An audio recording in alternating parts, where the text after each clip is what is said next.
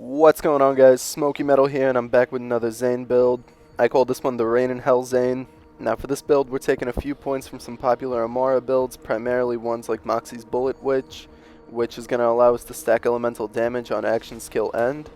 What we're going to be doing is we're going to be using the clone and barrier primarily for the clone's doppelbanger augment, and that's going to let us end the action skill early, thus triggering our anointments. In a sense, it's similar to Amara's ability to phase grasp the ground, but it obviously works a little slower because the clone has a cooldown to 3-second detonation time. Now, this isn't my favorite build, and I honestly think it's pretty inefficient, but it's definitely a cool concept and something fun to try out when you're stuck in quarantine. As a Zane main, I never really had to use action skill end anoints, so this was definitely a bit of a learning curve, but I had a fun time learning how to play it, especially with the doppelbanger ability. That took a little bit of time to get the timing down. Now, despite its drawbacks, as you saw in the intro, it can do some pretty crazy single target damage to bosses, assuming there's nothing to distract the carrier bullets. Its strength is definitely boss fights, and its weakness is definitely mobbing, because it's pretty hard to concentrate all bullets on a single target, unless you're constantly tagging enemies with the tracker feature, which is kind of a pain in the ass. Now, the lob also shines with this build because the elemental effects that we're going to be stacking are also applied to lob rounds, but there's already a ton of Zane lob builds, so I thought I'd do something a little different with this one. I hope you enjoy and get a chance to try this out, so let's hop into the skill trees that make this build up. So the first tree that we're going to be specking into is the red one, and our first 5 points are going to go into synchronicity. Then after that, we're going to put 2 points into Praemonitis, which is going to boost our mag size and thus increase the amount of elemental damage we do on action skill end. Then after that, we're going to go 4 points into Borrowed Time for barrier uptime. And then we're going to go into Donnybrook in order to max out our damage and to move down the tree to get the augments that we need. Then after that, we're going to put 3 points into Supersonic Man to boost our speed and damage through Violent Momentum. And then we're going to move on to the green tree. We're speccing the green tree primarily for damage resistance, so our first 5 points are going to go into Adrenaline, which is going to decrease our action skill cooldown, which is going to allow us to constantly be blowing up the clone and triggering our action skill end anoints. Then we're going to throw another 5 points into Ready for Action to increase our shield recharge rate and decrease our shield recharge delay. Then after that, I just did a point into Confident Competence for the extra damage boost when our shields are full. That's always useful to have. Now, as for our blue tree, we're not going to be using Sentinel, but we are going to be using a lot of the kill skills. So Violent Speeder is going to be the first one that we spec. We're going to put 5 points into that, then another 5 into Violent Momentum to gain increased damage while moving. And then we're going to go ahead and throw 3 points into Salvation, which is going to take 9% of damage dealt and convert that into our own health, which is really useful.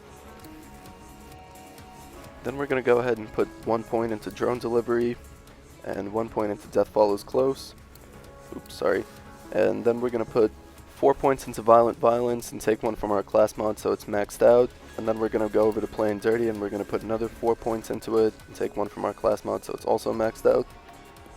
Then after that, we're going to move down to Good Misfortune, which is also going to increase our action skill duration, which is really useful.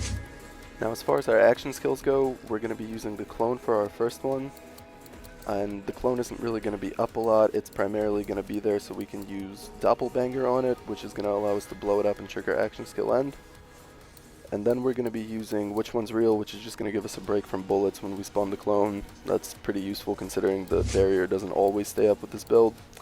Which brings us to our second action skill, which is the barrier. And for that, we're going to be using Charged Relay to increase our movement speed, and we're also going to be using All-Rounder to protect us from all sides. The gun that we're primarily using for this build is the Atlas Carrier, which is a legendary assault rifle that'll spawn a ton of homing bullets on impact. What we're going to mostly be looking out for while farming this gun is a 50% elemental damage boost on action skill end, because that's going to be the first part of our elemental stack. You can find the carrier by going to this location in Lecture City and farming Judge Hightower.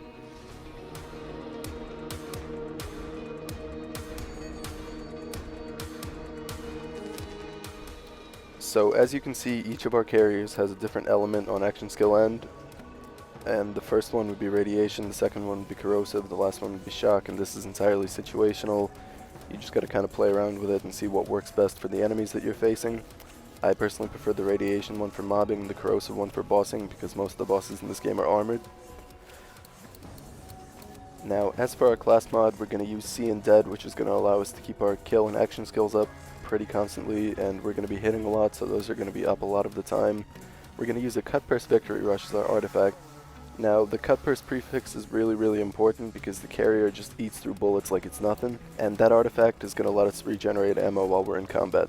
As far as our grenade goes, it doesn't really matter what you use as long as it has a different element from the one that your gun is using on action skill end. Now, the same rule applies for a shield, that we want a different action skill end element than both your grenade and your gun. However, I do think the stopgap is the ideal shield for this build because it's pretty fragile, the barrier doesn't necessarily always stay up, so the 5-second invincibility is really important. Let me show you how the actual damage stacking works on Captain Tron.